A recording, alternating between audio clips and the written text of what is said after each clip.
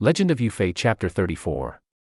We begin our journey with a character whose intentions are, by all accounts, noble, but whose execution, well, it's a masterclass in how not to make a first impression.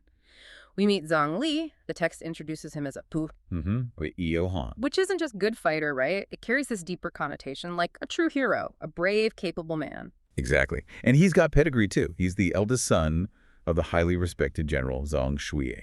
But despite this impressive lineage, life has, not been kind to Zhang Li.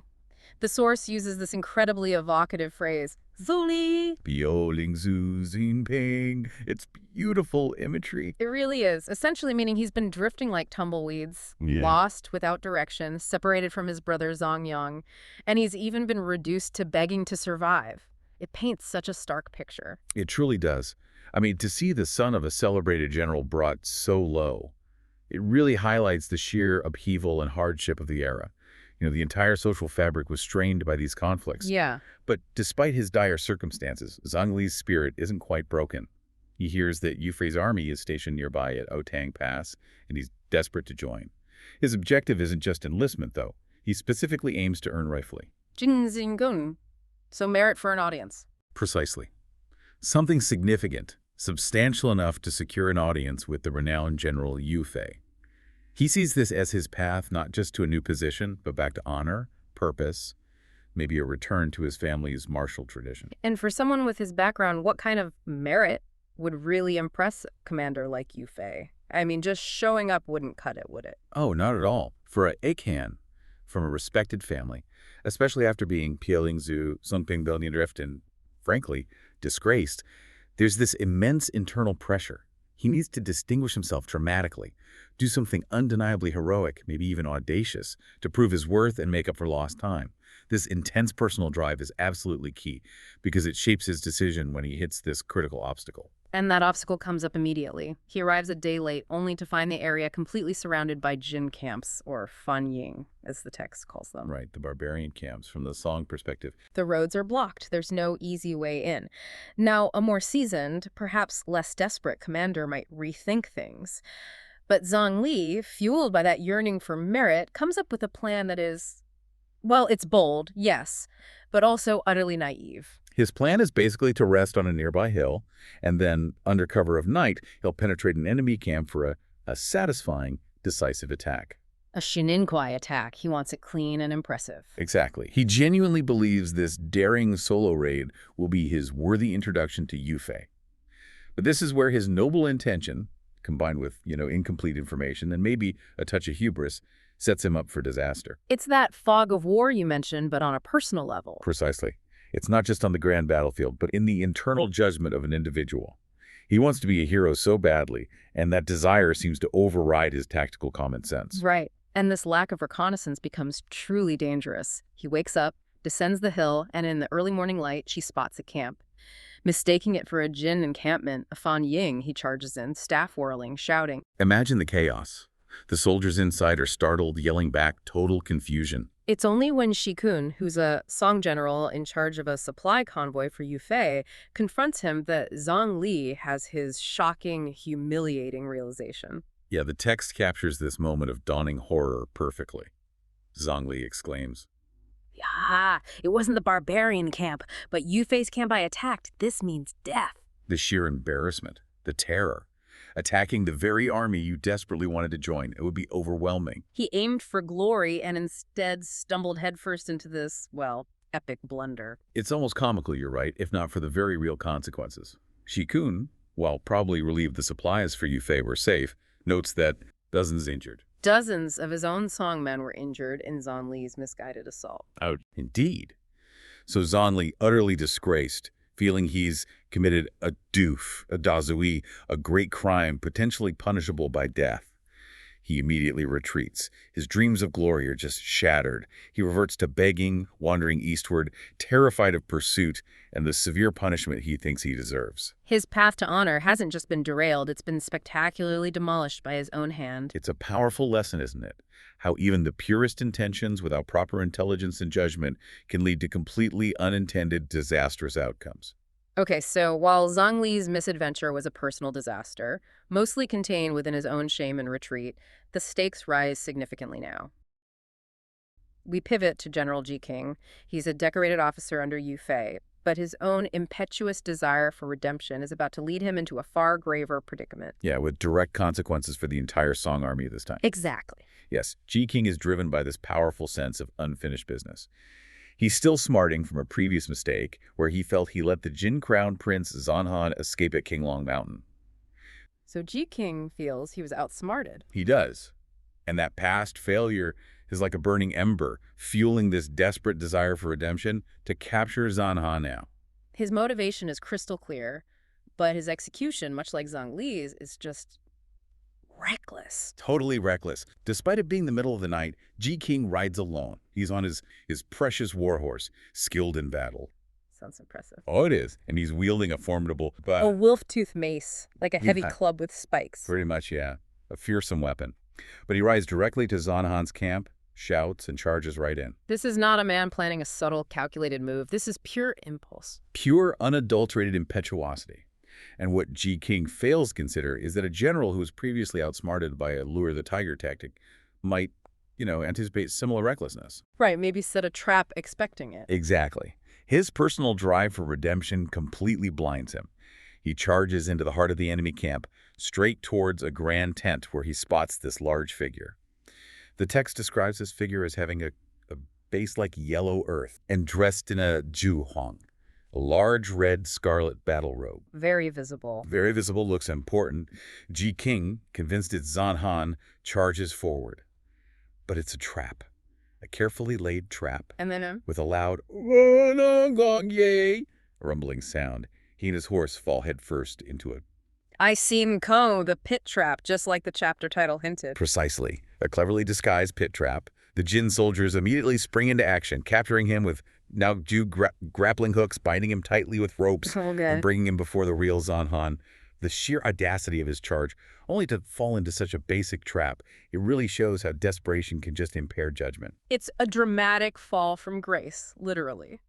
So what's Zhang Han's reaction? It's immediate and brutal. He recognizes Ji King instantly. And remembering how he almost died by Ji King's hand previously, he orders his immediate execution. Wow. So it looks like Ji King's single-minded quest for redemption has led him straight into a fatal trap. Game over. You'd think so.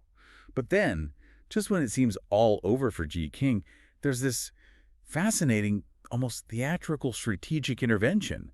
Marshal Tien Wenlong steps forward, urging, Hold the blade. Exactly. He reminds Zhang Han of a very specific instruction from the fourth Wolf Lord, Wuzu. The order was, if Ji King is captured, he must be sent to Heijin Prefecture to avenge a past grudge at Iowa Mountain. What's that about? refers to a significant past defeat involving Ji King. It makes this a deeply personal and political vendetta for Wuzu. It's not just about the current battle. That's incredible. So his fate isn't decided by Zhang Han right there. No. It's decided by this deeper, older grudge. It's a powerful reminder that military campaigns back then were often deeply intertwined with personal and clan rivalries that could span generations. Fascinating layer. It really is. Zhang Han, remembering this rivalry and, more importantly, his superior's command, cancels the execution.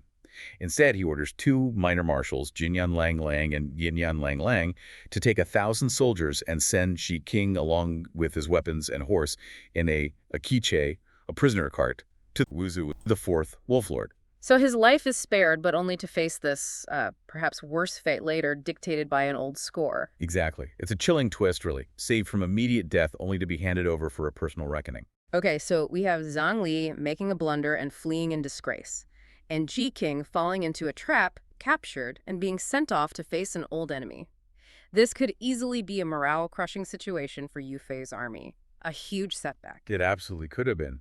Losing a general like Ji King, especially under those circumstances, it's bad news. But this is precisely where the legendary commander Yu Fei truly shines. This is where we see the strategic genius that, cemented his place in history. This segment is an absolute masterclass in leadership, especially under pressure.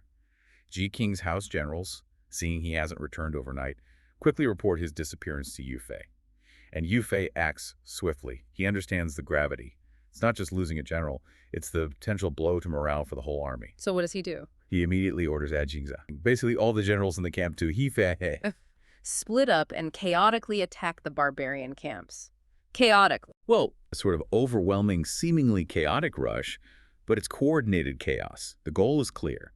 Rescue Ji King. It's a large-scale counteroffensive, not just a small rescue mission. And the source material really emphasizes the formidable force Yu Fei commands here, right? It lists that incredible roster of generals. It does. Tang Wei, Zhan Xian, Niu Gao, Wang Yi, Shi Quan. The list goes on, including Yu Fei himself leading from the front with Zhang Bao and Wang Heng. Why is listing all those names so significant? What does it tell us? It's crucial. These aren't just names. Each commanded respect had their own battle stories. Zhang Xian, for instance, one of Yu Fei's adopted sons, known for fierce loyalty. Niu Gao, incredibly brave, sometimes reckless, but effective. Mobilizing this lineup signals a full-scale assault. It underscores Yu Fei's commitment to his men and the deep reserves of talent, courage, and experience he cultivated. It shows that despite individual blunders like Ji King's, the overall strength and cohesion of his command remained intact. Okay, so this massive Song force charges in. The Jin soldiers aren't entirely unprepared, though. No, they employ a cunning tactic, probably one they've used successfully before. They split left and right, leaving a wide path open. Exactly. They're trying to funnel the Song army directly into what Yu Fei correctly suspects is a Gingji. A trick, like a bigger version of the pit trap that got Ji King. Precisely. It's a classic feint. Create an apparent opening, invite the enemy to rush headlong into a prepared killing zone, designed to exploit eagerness or overconfidence. The very thing Ji King showed earlier. Right. But Yu Fei isn't Ji King. He immediately reads the situation, sees through the obvious trap with remarkable speed and clarity. And this is where his brilliant counter move comes in. Instead of falling for it. Instead of falling for the obvious, Yu Fei immediately commands his generals to CVCs. Split into 4 groups, flank them, and enter their rear camps. Yes. It's a rapid, adaptable, strategic pivot right in the heat of battle. He's turning the enemy's expected strength, their prepared trap, into their greatest weakness. He anticipates their plan and uses their own layout against them. That's genius. Pure tactical genius. It really is. With a cannon shot signaling the synchronized attack, the Song army charges from all 4 directions. The Jin soldiers are caught completely off guard by this unexpected flanking maneuver. They can't resist.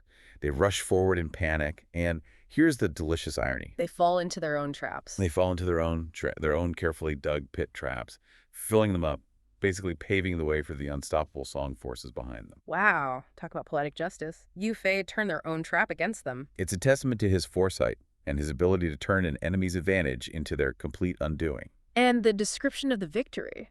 It's intense. The Song army depicted as Mamao Dachon, hairless tigers. Yeah, it's a visceral simile. It conveys unstoppable ferocity, ruthlessness, almost a primal force. The battle becomes a bloody rout. The text says the sound is Shang Ru Fan Zhang, like overturning rivers. And their momentum, Shiru, like overwhelming seas. It paints this picture of an unstoppable natural force. And the descriptions of the fighting. Deeds split into spears pierce holes. And hammers turn to pulp. Maces become blood mud. It's incredibly graphic. Leaves nothing to the imagination about the brutality. Total devastation for the Jin. Utter devastation, a complete collapse of their lines. The Jin forces suffer immensely. Bodies strewn across the plains, blood flowing like rivers. Zhang Han and his marshals are forced to flee in complete disarray, abandoning each other just to save themselves. It's a decisive, overwhelming victory. One that completely reasserted the Song army's dominance, all thanks to Yu Fei's leadership. Zhang Lei, and he's in a bit of a pickle, you could say. He's just messed up pretty badly. He accidentally attacked the wrong grain supply camp. Not great. So now he's desperate he needs to do something good to make up for this big mistake. And wouldn't you know it, fate sort of hands him what he thinks is the perfect chance, saving a Song general. He sees this as his ticket to redemption. Right, and this need to atone. It's really key to understanding Zhang Li right at the start. His first move isn't like pure selflessness or anything. It's driven by this very human urge to fix his own mess up, to get back in good standing, which I think makes his heroism feel a bit more grounded. You know, it's less about abstract virtue and more about accountability. Kind of relatable, actually.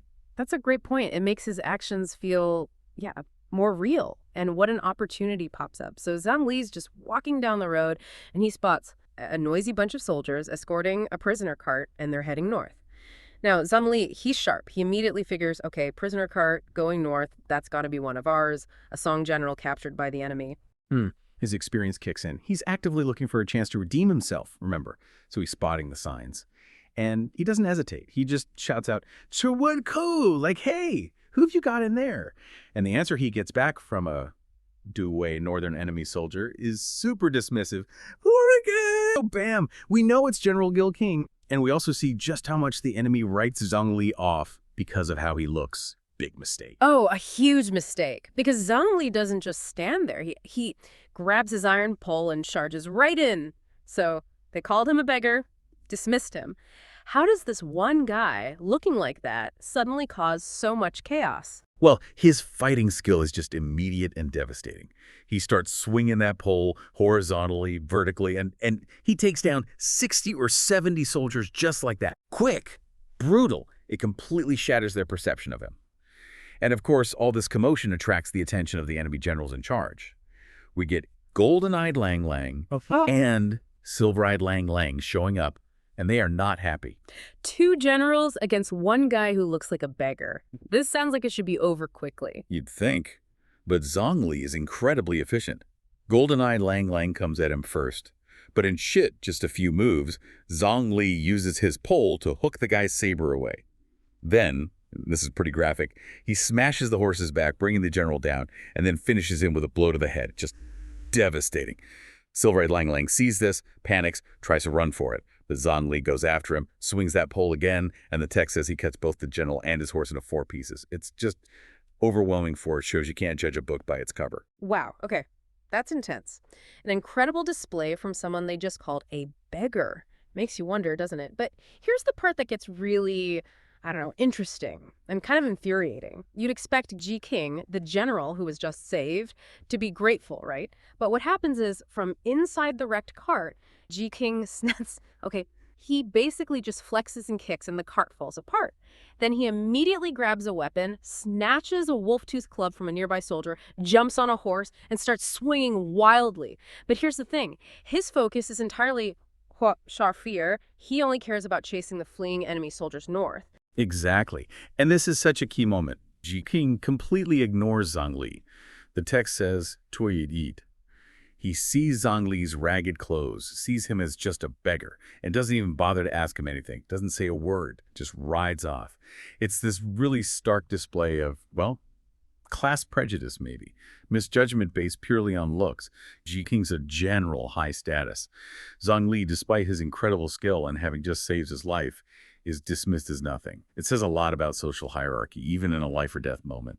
Yeah, that's rough. It really hits you. I mean, is it all arrogance, do you think? Or maybe just playing devil's advocate? Is there some military reason? Like, maybe he felt he had to pursue the enemy immediately. What's your read? That's fair to ask. You know, it's possible Ji King, as a general, saw a tactical advantage in pursuing the scattered enemy right away. Maybe he felt that was his duty to press the attack after being freed. But even so, the complete lack of acknowledgement, not even a look, it feels personal. It suggests that, yeah, maybe his ingrained prejudice or his focus on his own status just completely overshadowed any basic human decency, any sense of gratitude. Even if there was a tactical thought, the way he did it speaks volumes. And you really feel for Zhang Li in that moment. His internal thought process is laid bare. He thinks, how unreasonable. I saved your life. You don't even ask my name. Basically, I saved the wrong guy. Why bother with him? I might as well just go back to begging. It's so deflating. He just picks up his basket and walks off, completely let down. Yeah. It's really poignant, isn't it? We've all felt overlooked or misjudged, I think. This story just captures that feeling so well, even centuries later. Absolutely. And it forces us to think about gratitude, about perception. Here's this incredible act of heroism, completely ignored, because the hero didn't look the part. How many times has that happened, throughout history? How many acts of courage just went unnoticed because the savior wasn't wearing the right clothes or didn't have the right title? It's a lesson in looking deeper. Yeah, definitely. So Zhang Li is feeling pretty low, ready to just go back to his own life. But the story isn't done with him, not by a long shot.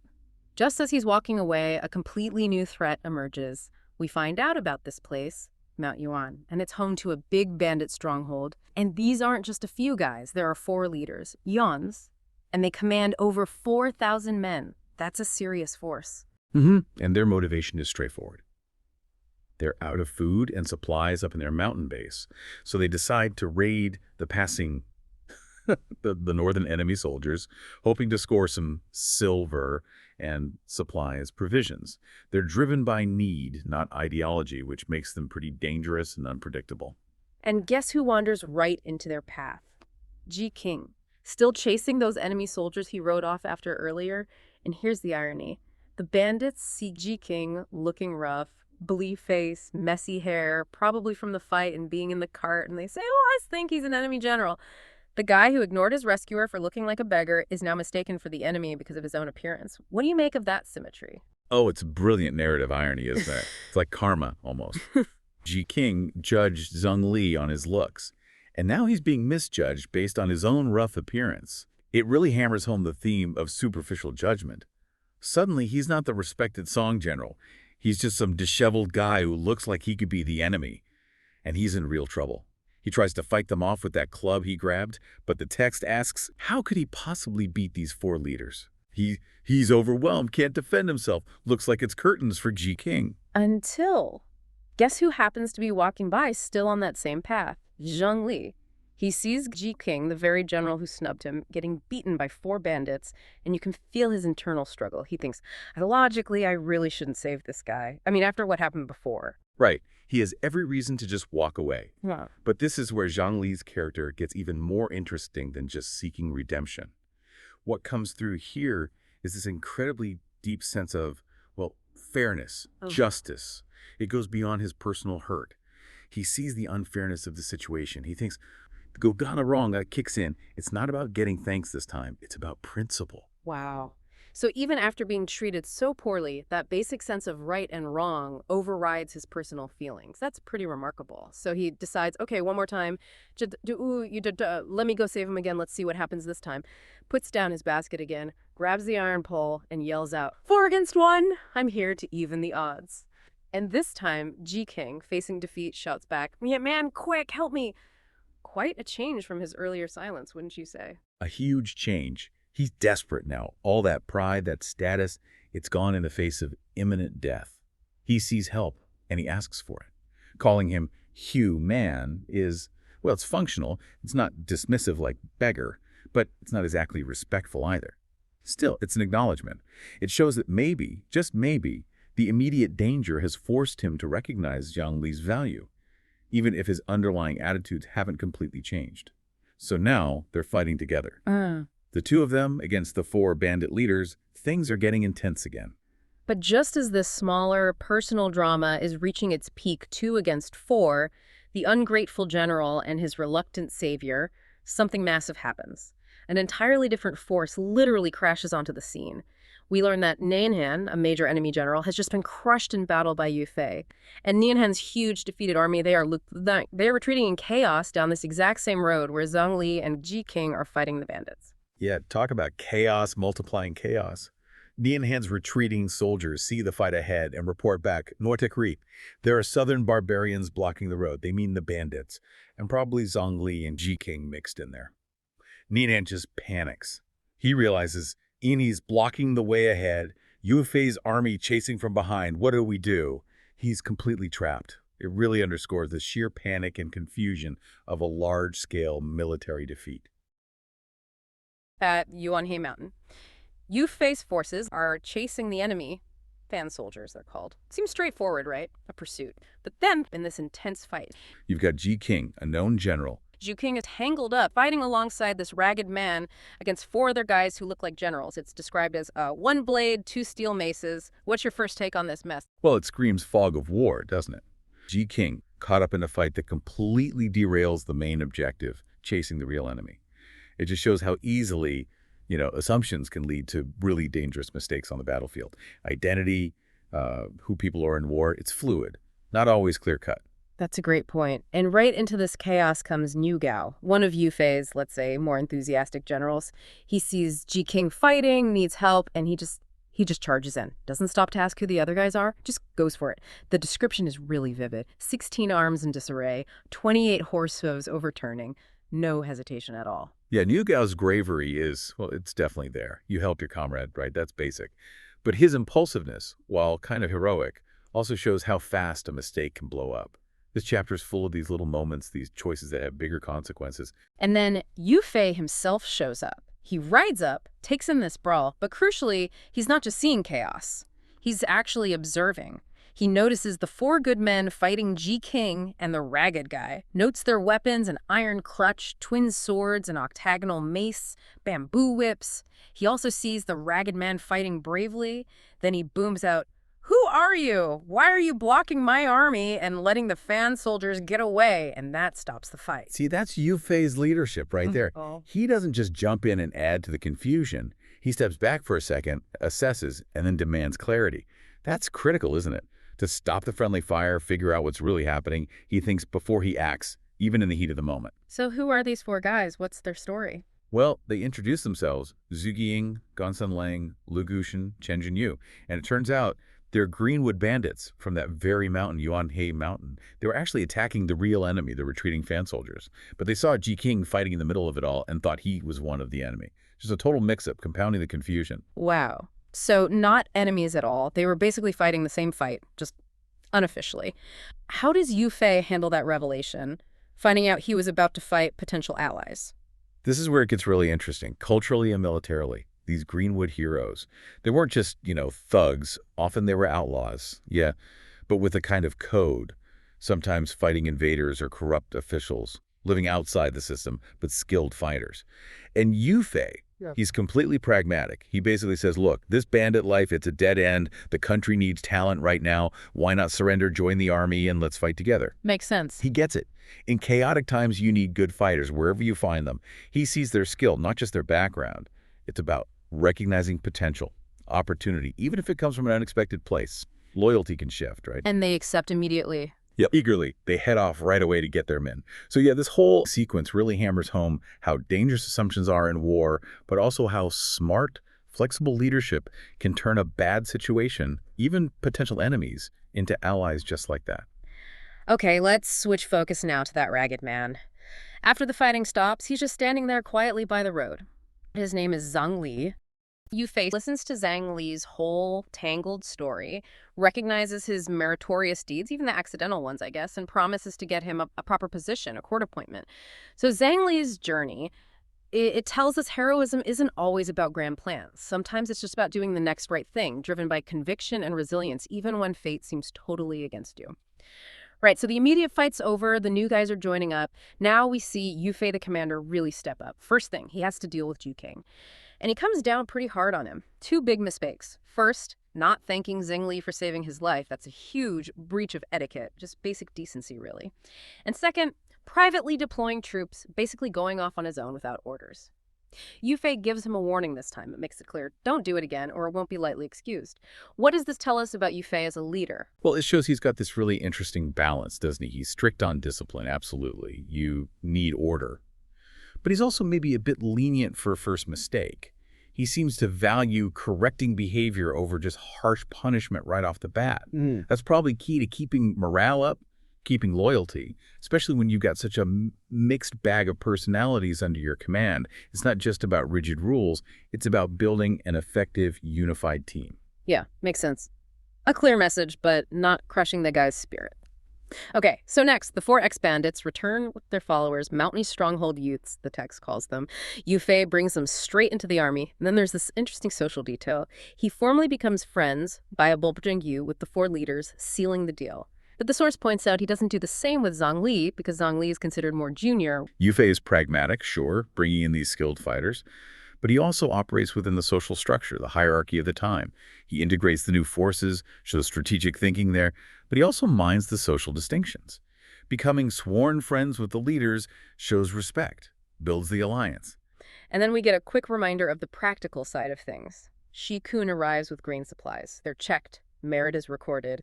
It's easy to forget behind all the drama, there's this huge logistical effort keeping the army going. And right after that, boom, new orders from the emperor. An imperial edict arrives. Yu Fei's next mission, Go conquer Cao Chang and Cao Liang down in Runan. And look how quickly he reacts. This sequence really shows Yufei's complete skill set. Discipline, check. Smart recruitment, check. Logistics awareness, check. And now, immediate strategic deployment. He doesn't miss a beat. Niu Gao gets sent to Cheling Pass. Tang Wei and Meng Bangji are assigned to supply transport. Ji Kun has to go get more supplies. General Jin stays to guard Outang Pass. It's organized, decisive action. He's managing all these different people, different needs, the impulsive guys, the new recruits, the supply lines, and coordinating it all towards a new goal. That's what makes him so effective in this context. He uses everyone's strengths while keeping the whole machine running. Okay, now for something a bit lighter, and it perfectly shows off one of those diverse commanders. Niu Gao. He gets sent to Cheling Pass, right? And he arrives, and his first order to his troops is pure Niu Gao. Seize the pass and go in for dinner. That's it. No scouting, no plan. Just charge and eat. It's great, isn't it? A perfect bit of comic relief. Niu Gao is such a contrast to Yufei's careful planning. His directness provides that humor we need after all the serious strategy in Zhang Li's sad story. He's that type of warrior, All courage, zero subtlety. Brave, but maybe not the sharpest tool in the strategic shed. And this time, his blunt approach backfires spectacularly. Out from the pass comes this huge opponent, a foot general, the text says, 12 feet tall, wielding a massive iron staff. Niu Gao, trying to be intimidating, or maybe just being Niu Gao, blurts out something like, "Hey, you look just like my son," which probably wasn't the best opening line. No, definitely not. The giant general gets furious, attacks immediately, and the fight lasts, not a dozen rounds, before Niu Gao is running away, yelling for his soldiers to cover him. Niu Gao's character really does add balance. He's that raw, unpolished courage. It's useful, sure, but it needs someone like Yufei to aim it properly. And him getting beaten so quickly, then trying to spin it when he reports back, it shows the human side of the army. Even top commanders have subordinates who mess up, who have egos, and knowing how to handle that is part of leadership too. Oh, absolutely, and my favorite part. When Niu Gao gets back to Yufei, he tries to explain away his retreat, saying the giant general wouldn't give his name and insisted on waiting for the marshal. And Yufei, who surely knows Niu Gao got his butt kicked, just gives this quiet smile, doesn't call him out, just asks for details about the opponent. It's such a knowing moment. That smile says everything, doesn't it? Yufei knows his people. He knows Niu Gao's bluster, sees right through the excuse, but he handles it perfectly. He doesn't humiliate him in front of everyone. He lets Niu Gao save a little face, but still gets the intel he needs. That's subtle leadership, understanding strengths, weaknesses, egos, and managing them without crushing spirits. It keeps the story moving, adds humor, and quietly reinforces Yufei's skill as a commander of all sorts of people. It's leadership with empathy, really, and pragmatism. Yufei's army is positioned at Cheling Pass. It's a key rebel position. A strategic bottleneck. Right. So Yufei gathers his generals, standard stuff. He asks, okay, who's going to lead the initial charge? And that's when General Zhang Li steps forward. But not just to volunteer in the usual way. No, not at all. He drops a bombshell. He says that a description they got yesterday of an enemy infantry general. It sounds uncannily like his own brother, someone he lost track of ages ago. Wow. Talk about a complication. And his request, it's audacious. He asks Yufei for permission to just go and meet him. Which puts Yufei in a tough spot, right? Stick to the book or take a massive gamble on this personal connection. Exactly. But Yufei, known for being pretty strategically flexible, he actually grants permission. That says a lot about his leadership style, trusting his general's judgment, willing to try something unorthodox. Definitely. So Zhang Li takes his troops, rides up to the pass, and issues a formal challenge. And out comes this enemy general, big iron staff, shouting the classic lines, who seeks death here? State your name. The usual battlefield bluster. But here's where it gets wild. Zhang Li looks at him and instantly knows. It is his brother, Yong. Confirmation. But does he rush forward for a tearful reunion? No way. Instead, he puts on this act. He feigns incredible anger. He starts yelling at Yong, demanding he surrender to Yufei. Really laying it on thick. Totally. Calling him a rebellious bandit. Even saying, kind of harshly, that his dog life might be spared if he gives up. It's pure theater right there on the front line. And Zhang Yong's reaction. He recognizes his brother too, but he's smart. He doesn't say a word. Just raises his staff and attacks. So they fight. Well, yes and no. What happens next is, though the text implies they figured this out on the spot, which seems unlikely, more likely they had a plan. They engage in this fake fight, maybe 3 or 4 passes. Just enough to look convincing. Exactly. Then Zhang Li pretends to be defeated. He turns and retreats towards a secluded spot off the main path, and Zhang Yong, playing his part, pursues him. Ah, so it's all a setup, a charade to get away from prying eyes. Precisely. It's not just combat. It's this elaborate, high-stakes performance to fool everyone else watching. Incredible coordination needed for that. Right, so once they're alone, the masks come off. Zhang Li asks his brother, basically, how on earth did you end up here leading rebel troops? And what's Zhang Yong's story? He explains that after they got separated sometime earlier, he fell in with Cao Cheng, one of the main rebel figures, and because of his skills, Cao Cheng made him the general commander of this very pass, Peeling Pass. Okay, so he rose through the rebel ranks. Yeah. And then Zhang Yang tries to flip the script. He actually tries to persuade Zhan Li, his brother, to ditch Yu Fei and join him and Cao Cheng. Seriously, he tries to recruit him. Yes. He's painting this picture of them being reunited, sharing riches, bejoying the winning side as he sees it. It's a genuine moment of temptation, testing Zhang Li's loyalty. Wow, that's the core of it, isn't it? Yeah. Which side do you choose? Family or the bigger cause? Exactly. And this is where Zhang Li really stands firm. He completely rejects the offer. He reminds Zhang Yang, look, we both ran away years ago, specifically to avoid surrendering to the Jin invaders. Bringing up their shared past, their original motivations. Right. He argues that Cao Cheng and his ally Cao Liang aren't legitimate rulers. They're just rebellious bandits causing chaos. He contrasts them with the proper Song Emperor Kang, who's holding court in Jinling, representing the legitimate government. So he's making a moral argument, but also a practical one. Absolutely. He points out Yu Fei's military genius, the strength of the Song army, and basically says, look, Teeling Pass is going to fall anyway. You're on the losing side. He's appealing to both principle and pragmatism. A pretty compelling case. And it works. Zhang Yang is convinced, maybe by the logic, maybe by his brother's conviction, probably both. He agrees to fake a defeat the very next day and surrender the pass to Zhang Li. An inside job, essentially. Totally.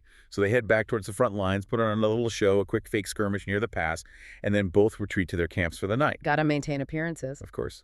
Zhan Li goes straight back to his camp, reports the whole incredible story, the reunion, the conversation, the plan to Yu Fei. And Yu Fei's reaction. The text says he was delighted, which, you would be. It speaks volumes about his trust in Zhang Li in the first place. Yeah. And Zhang Li's skill in pulling off such a risky, delicate mission. It really does. Executing that kind of plan, it hinges completely on trust and perfect coordination between those brothers. It's a fantastic example of how, deep personal ties, if used smartly, become a huge strategic advantage. A way to win without a massive, bloody battle. Exactly. Minimal bloodshed, maximum efficiency. It's that human capital idea, again, using relationships to overcome physical obstacles. Okay, so minimal bloodshed is great, but what about the bigger picture? Capturing Teeling Pass. That wasn't just a standalone win, right? It must have opened things up. Oh, absolutely. It wasn't just about taking one fortress. It was a critical stepping stone. It gave Yu Fei's army a forward base, control of a key route, and likely access to supplies needed for the next objective. What was? The assault on Qiwu Mountain. Capturing the pass was phase 1, basically. And Yu Fei, being forward-thinking, recognized the importance immediately. So the next day, the plan goes into action. Yep. Zhang Li rides out, challenges the pass again. Zhang Yang comes out. They have another short, choreographed fight. Maybe 3 rounds, the text says. Just enough for the watching soldiers to see. Right. Then comes the crucial moment. Zhang Yang pretends to be beaten again, retreats right to the entrance of the pass. But instead of closing the gates, he stands firm. And makes the announcement. He declares loud and clear, I have surrendered this pass to the imperial court. All soldiers, if you're willing to surrender with me, step aside. And the troops, what do? Amazingly, the entire garrison shouts back in unison, we are willing to surrender. Wow. Just like that. No resistance. Apparently not. The pass is secured without any real fighting. A direct result of Zhan Li's daring move and the brothers' secret pact. So Zhang Li waves Yu Fei's main army in. Exactly. Yu Fei moves his whole camp into the now secured Teeling Pass. Then Zhan Li formally introduces his brother, Zhang Yang, to the marshal. Must have been quite the introduction. Marshal, this is my brother. The guy who just surrendered the pass to us. Probably something like that. And Yu Fei doesn't hesitate. He immediately gives both brothers credit for the first meritorious service. That's a big deal, signifying the most important initial achievement of the campaign. So instant recognition. And tangible rewards. Yu Fei drafts a report right away to the emperor, recommending both Zhang Li and Zhang Yang for the rank of commander, or Tangzi. That's significant.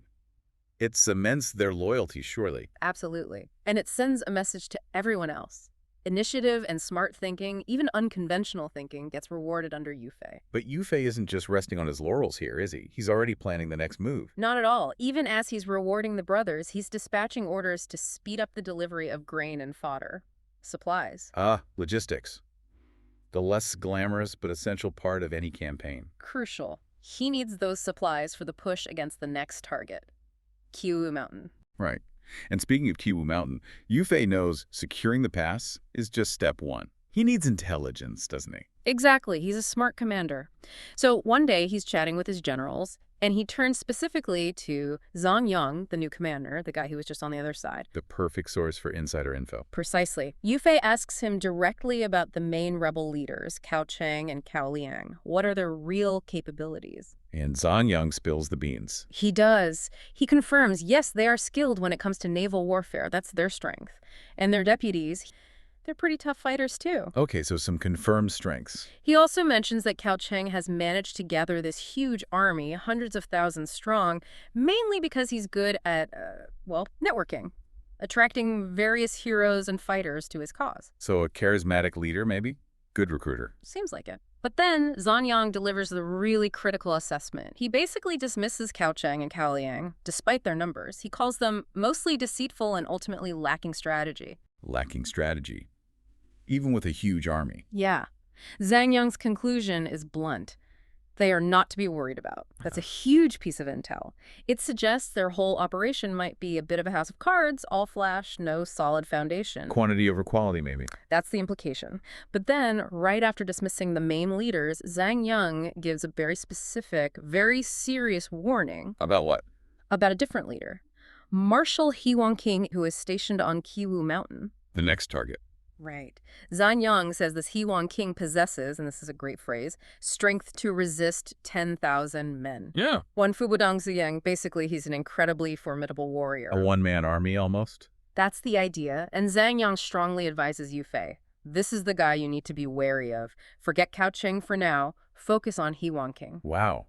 How valuable is that kind of specific warning? Does it really change how a general plans? Oh, absolutely. It's a game changer. Getting that kind of detailed human intelligence, especially from a recent defector like Zhang, it's gold. Better than just knowing enemy numbers. Much better. It allows Yu Fei to focus his resources.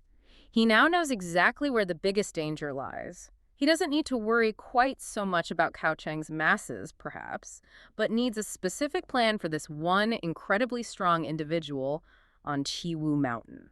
So it shifts the whole tactical approach. Completely. It moves from a general strategy against a large force to a targeted strategy against a specific high-value threat.